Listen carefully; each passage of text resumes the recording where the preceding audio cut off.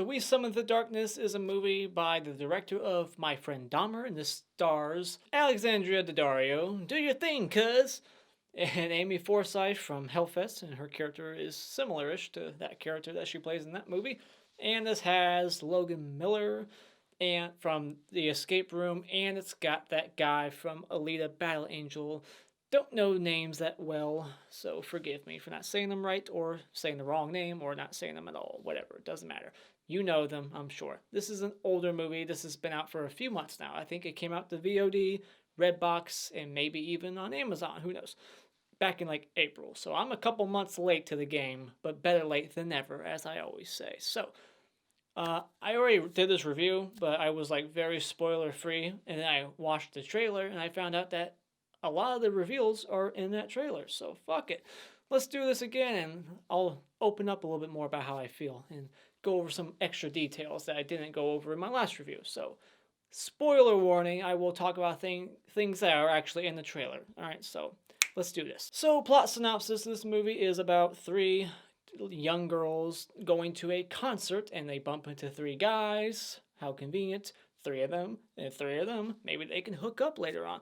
And they go to a party at one of their houses afterwards. They invite them over, and then crazy shit happens from then on out.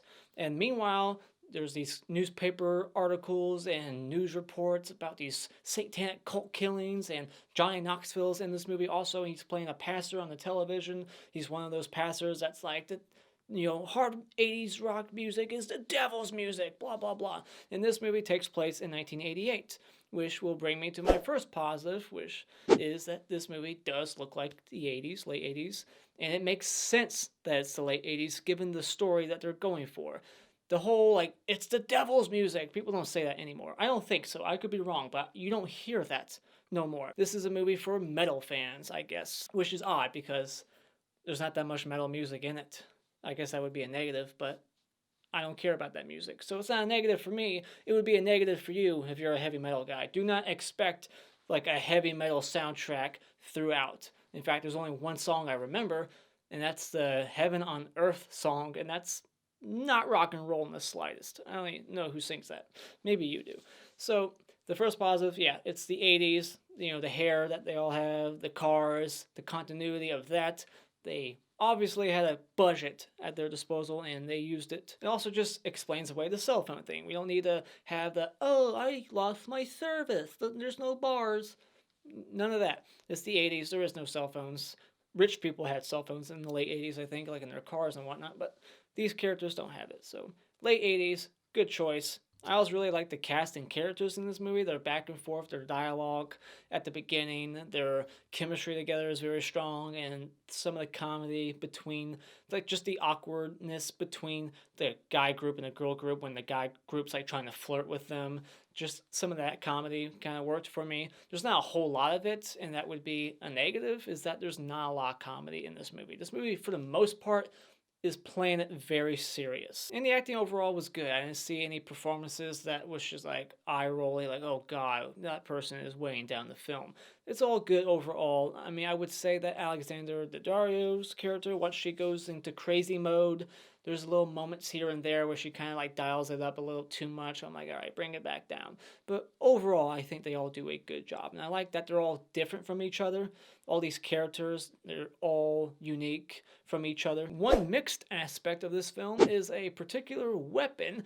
I really like the weapon that's used in this movie, or I should say shown in the movie, and that's the boat propeller. They don't use it at all. I mean, they use the side of it to hit people with it. It's come on, we want to see that thing get used, which would bring me to my negatives for this movie.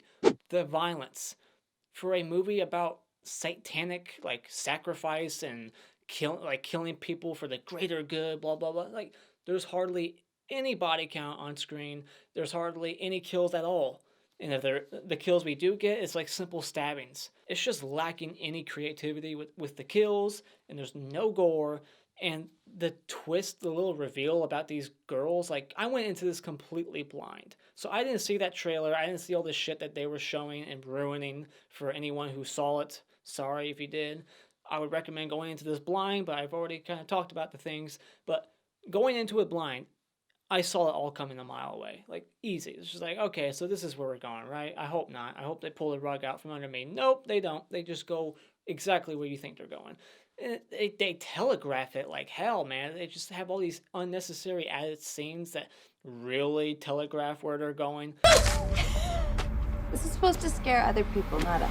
So you ready for Soldiers of Satan? All right, let's go. Cheers to a night that we're gonna remember for years to come. Here, here. And overall, it's just not really a fun, original movie. It's very similar to other things. It kind of has a babysitter vibe to it.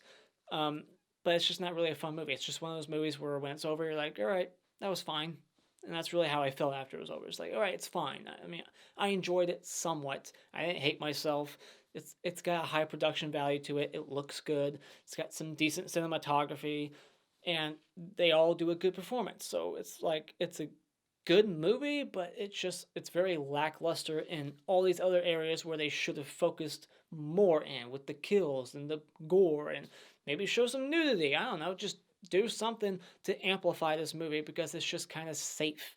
And then there's just the typical dumb decisions that you would see in a lot of horror movies where you're just like, oh my god, why would they do that? And you have to like stretch disbelief that these three guys can't stand up to these three girls. I mean, granted, they're drugged at first, which was another thing that I saw coming 1,000 miles away.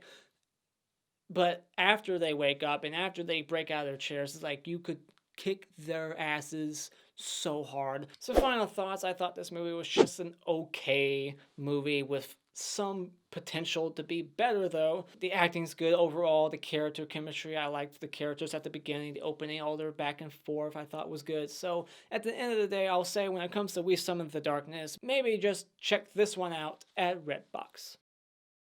And those are my quick thoughts on We Summon the Darkness. What did you think about this movie? I'm sure you've seen it by now. Let me know in the comments below. Thank you so much for joining me tonight. If you like what you've seen here, you can hit this like button, share it with all your friends, and become a subscriber today if you haven't done so already, just by clicking on my cartoon face in about 5 seconds. And until next time, auf Wiedersehen.